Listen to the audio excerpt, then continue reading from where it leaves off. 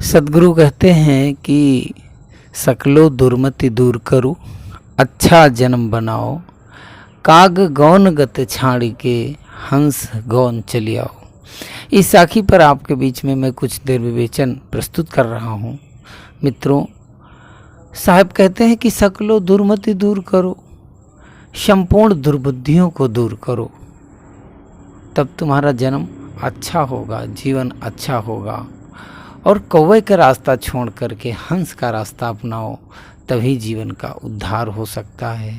मित्रों, साखी बड़ी मार्मिक है। कहते हैं शक्लो दुर्मति, मनुष्य की जब दुर्मति हो जाती है अर्थात उसकी दुर्बुद्धि हो जाती है, उसकी बुद्धि दूषित हो जाती है, कलुषित हो जाती है, खराब हो जाती है, तो खराब बुद्धि से ही तो संसार के जितने भ्रष्ट काम हैं, जितने नष्ट काम हैं, जितने कुकर्म हैं, जितने दुष्कर्म हैं, जिसके जितने पाप कर्म हैं, वो सिर्फ अपनी बुद्धिहीनता के कारण, कुबुद्धि के कारण और बुद्धि की खराबी के कारण होता है। इसलिए हमें अपने बुद्धि को सुदृढ़ करना चाहिए। साहब कहते हैं अच्छा जन्म बनाओ, सकलो दुर्मति। इस दुनिया में मित्रों जितने अपराध हो रहे हैं, पाप हो रहे हैं, आज हम देख रहे हैं आतंकवाद का बढ़ावा कितना दिया जा रहा, आतंकवाद कितना बढ़ता जा रहा, नक्सलवाद कितना बढ़ता जा रहा है, कितना क्राइम बढ़ता जा रहा, कितना अपराध बढ़ता जा रहा है। ये इसका कारण क्यों है? लोगों की बुद्धि विकृत होती जा रही है, लोगों की बुद्धि खराब होती जा रही है, लोगों का जो ज्ञान है वो नष्ट होता जा रहा है। आदमी की सोच इतनी खराब और नकारात्मक हो चुकी है जिसके कारण वो मन में अच्छे विचार नहीं ला पा रहा, और जिसके कारण ग्रसित है, त्रसित है, पीड़ित है, परेशान है।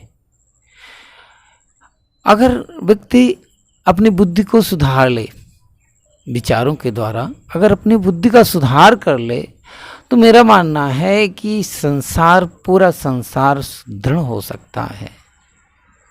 ये संसार एक सूत्र में बन सकता है, ये संसार एक अविरल धारा, एक अविचल धारा में बह सकता है, एक रस धारा में बह सकता है, सिर्फ बुद्धि के सुदृढ़ होने पर।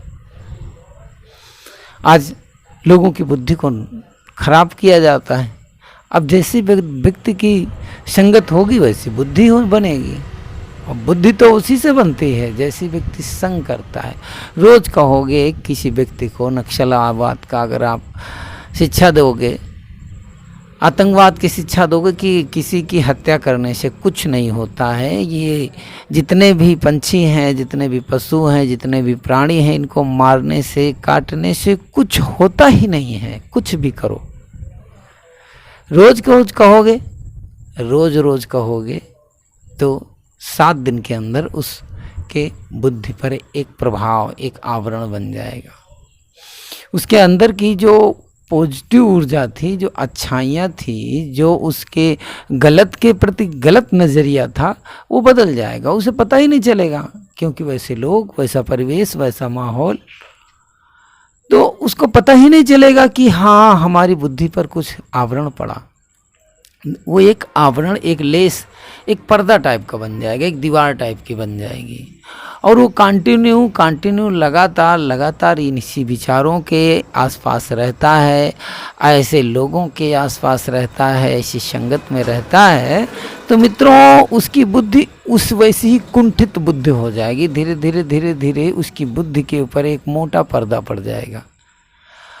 मोटा पर्दा जब पड़ जाएगा तो वो ना कोई पाप करने से उसकी आत्मा खिन्न होगी, ना उसकी कोई अपराध करने से, न व्यभिचार से, न दुष्कर्म करने से, न किसी की हिंसा या हत्या करने से उसके मन में कोई, क्योंकि उसकी बुद्धि पर एक लंबा, एक मोटा सा लेप लग गया। तो सद्गुरु कहते हैं कि शकलो दुर्मति, अपने मन में हमें नित प्रति ये देखना चाहिए कि हमारा नित प्रति बुद्धि पर कोई आवरण तो नहीं आ गया, हमारी बुद्धि पर, हमारे विचारों पर कोई ऐसा आवरण तो नहीं आ गया है जिसकी वजह से हम परेशान हो रहे हैं, हमारा परिवेश गंदा तो नहीं होता जा रहा, हमारे आसपास के जो लोग हैं उनकी बोलचाल, उनकी रहनी, उनकी भाषा शैली क्या बिगड़ तो नहीं रही? आप परिवार में रहते हैं, परिवार में बच्चों के साथ या आपकी पत्नी या बच्चे या परिवार इन बातों को अभी कभी रीड करते हैं, कभी अध्ययन करते हैं, कभी पढ़ने का प्रयास करते हैं, उनके स्वभाव में चेंजिंग आ रही? क्यों? क्या हो रहा? ये छोटे छोटे सूत्र हैं, इन पर विचार आप नहीं करते हैं। कहते हैं कि हमारा लड़का बिगड़ गया। आपने विचार नहीं किया, वो पहली बार गलती किया था, पहली बार गलती कर रहा था, उसकी बोली भाषा हाल चाल ढाल सारी चीज़ें चेंज हो रही हैं। आपने ध्यान दिया उस पर? नहीं ध्यान दिया। उसको ध्यान दीजिए। थोड़ा चेंजिंग आती है कि आखिर कहाँ पॉइंट कहाँ बदला, लिंक कहाँ चेंज हुआ, ट्रैक कहाँ बदल गया कि ये कहीं से कहीं। अगर आप उस परिवेश को, उस माहौल को बनाओगे तो बच्चों की बुद्धि निश्चित ही सुदृढ़ होगी, जरूर होगी। मित्रों, साहब कहते हैं शक्लो दुर्मति दूर करो। क्या होगा? परिणाम आएंगे, रिजल्ट आएगा। परीक्षा देने के बाद में रिजल्ट आता है? नहीं आता? आता है, पक्का आता है। साहब कहते हैं शक्लो दुर्मति दूर करो, उससे क्या होगा? अच्छा जन्म। आपका जन्म अच्छा होगा तो जीवन अच्छा होगा, जीवन अच्छा होगा तो सब कुछ अच्छा होगा, आपके साथ सब कुछ अच्छा होगा, क्योंकि जीवन ही आपका गहराई में गर्त में पड़ा है, कुसंग में पड़ा है। आपका जीवन ही अंधकार में डूबा हुआ है। तो कहाँ जीवन की आप बेला को, जीवन की कड़ी को समझ रहे हो, जीवन की पहेली को नहीं समझ पा रहे हो। साहब कहते हैं अच्छा जन्म बनाओ। देखो, अपने जीवन को सुदृढ़ बनाओ, ध्यान के द्वारा, साधना के द्वारा, समाधि के द्वारा, चिंतन के द्वारा, अच्छी संगत के द्वारा इस जीवन को अच्छा बनाओ। कैसे पावरफुल बना सकते हो इस जीवन को, कैसे ऊर्जावान बना सकते हो इस जीवन को, कैसे इसको ऊपर उठा सकते हो इस जीवन को। क्योंकि ऊर्जावान नहीं होगा तो बेकार हो जाएगा। जैसे सूखी लकड़ी का कोई मूल्य नहीं होता है। जैसे थोड़ी सी आग लगती है वो बुझ जाती है, आग लगती है जल जाती है, कैसे धुआं देने लगती है, किसी काम का नहीं। और अगर हरी भरी होगी तो उसके एक बार आग भी प्रभावित नहीं करेगी, हवाएं भी उसे प्रभावित नहीं करेंगी। तो जीवन को इतना ऊर्जावान, इतना पावरफुल, इतना अंदर से सुगंधित बनाओ जीवन को कि जीवन का प्रभाव तुम पर भी पड़े और दूसरों पर भी पड़े उसका प्रभाव। तब तो उस जीवन की महत्ता है। साहब कहते हैं अच्छा जन्म बनाओ। और काग गौन गत छाड़ के बहुत उदाहरण, लोक चलित चित परिचित उदाहरण लेते हैं।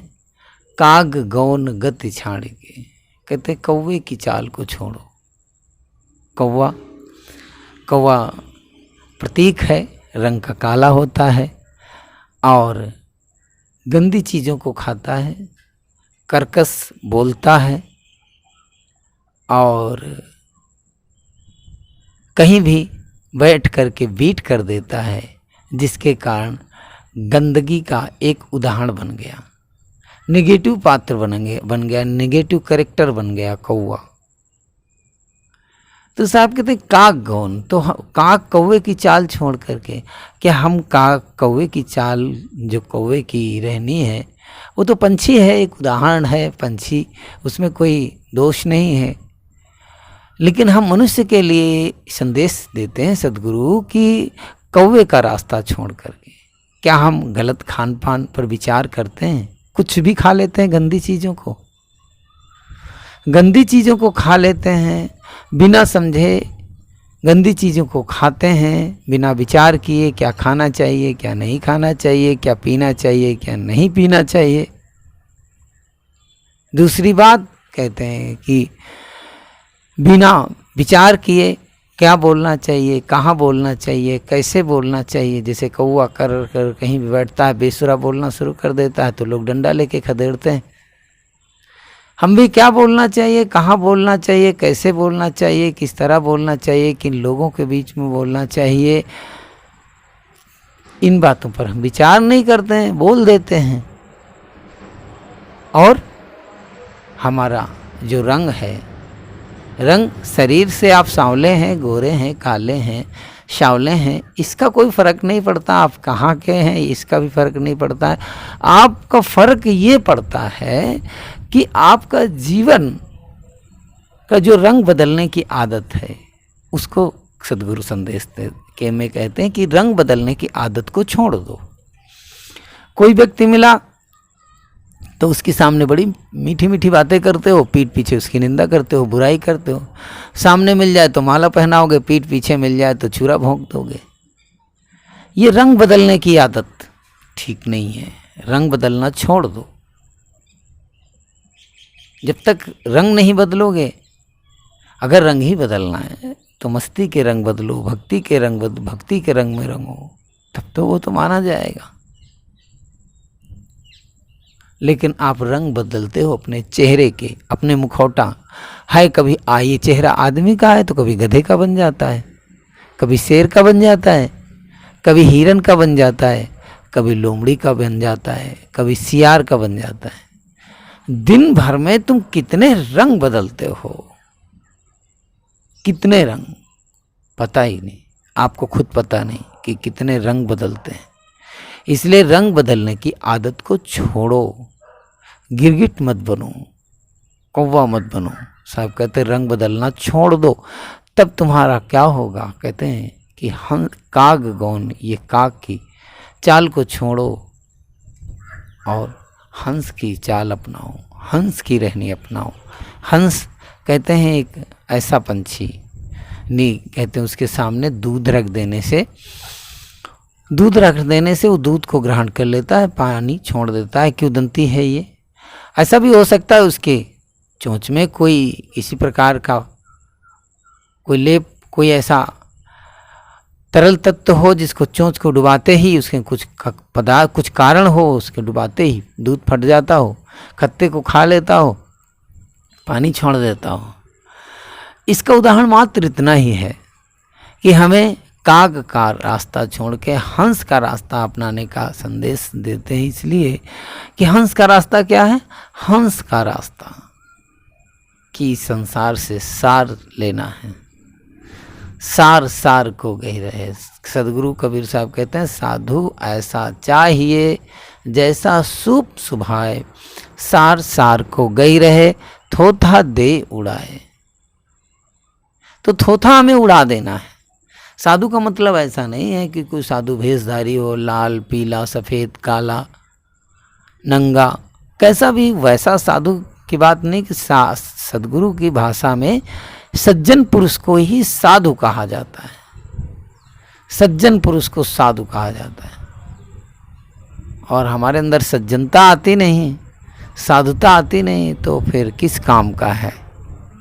सज्जनता का मतलब यही है कि हमें जीवन से अच्छे सद्ग्रंथों का पठन पाठन करना चाहिए, अच्छे लोगों की संगत करनी चाहिए, अच्छे विचारों में हमें जीवन जीना चाहिए, तभी हमारे जीवन का सही रास्ता मिल सकता है। एक कहानी जो चुटकुला के रूप में है, कहानी है एक पंडित और एक पंडितानी थे।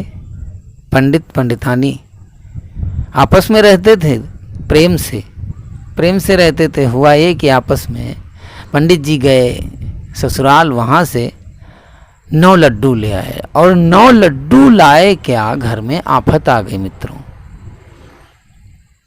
घर में ऐसी आफत आई कि कहाँ तक ये आफत जाएगी ये पता नहीं। ये कहानी के अंतिम छोर तक आपको अंतिम में पता चलेगा। कहते हैं कि वो आफत आ गई, 9 लड्डू तो पंडितानी को दिया, रखा सामने। तो पंडितानी ने कहा कि ऐसा है कि मेरे मायके से आए हैं, कोई बच्चे थे नहीं, तो उन्होंने कहा कि ऐसा है मेरे मायके से आए हैं तो मैं लड्डू खाऊंगी 5 और तुमको 4 खाना पड़ेगा। उन्होंने कहा नहीं भाई, हमारी ससुराल से आए हैं और लड्डू 5 हम खाएंगे, तुम 4 खाओगे। अरे अब तो मामला 4। विवाद मित्रों कहीं नहीं होता है, बात तो छोटी छोटी, ये दीवारें कहाँ खड़ी हो जाती। दीवार कहीं नहीं। किसी ने कहा कि छोटी सी जिंदगी तकरार किस लिए रहती है, दिलों में दीवार किस लिए है, साथ कुछ दिनों का फिर जुदा जुदा, और राहों में कांटे बिछाए किस लिए? क्या हुआ कि पंडित पंडितानी में बस बहस छिड़ गई। किस बात की? इसी बात की बहस छिड़ गई कि हम 5 खाएंगे और वो हम 5 खाएंगे। निर्णय नहीं पहुंच रहा था, अंतिम निर्णय ये पहुंचा, पंडित ने कहा कि जो पहले बोलेगा वो 4 खाएगा, और जो पहले बोल देगा बाद में की तो बात ही नहीं रह जाएगी। तो पहले जो बोलेगा उसको 4 खाने पड़ेंगे। दोनों ने कपाली चढ़ा लिया, मौन हो गए। पूरा दिन बीत गया, पूरी रात बीत गई। कौन खाए 4 लड्डू? रात बीत गई, कोई नहीं उठा। सुबह कौन उठे? 4 लड्डू खाने पड़ेंगे, बोल ले 4 लड्डू। 10 बज गए। गांव के लोगों ने सोचा पंडित और पंडितानी मर गए। लोगों ने दरवाज़ा तोड़ दिया। दरवाज़ा तोड़ के देखा कि पंडित पंडितानी मर गए। वो तो कपाली चढ़ाए लेटे हुए थे।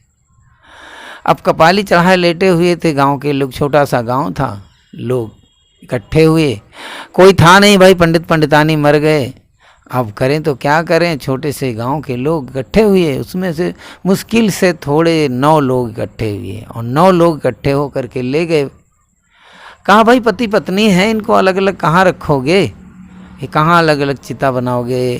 तो ऐसा करो एक ही में रख दो, पति पत्नी है, कोई फर्क नहीं पड़ता। रख दिए भाई, चिता के बनाए रख दिए, दोनों को एक में लेटा दिए।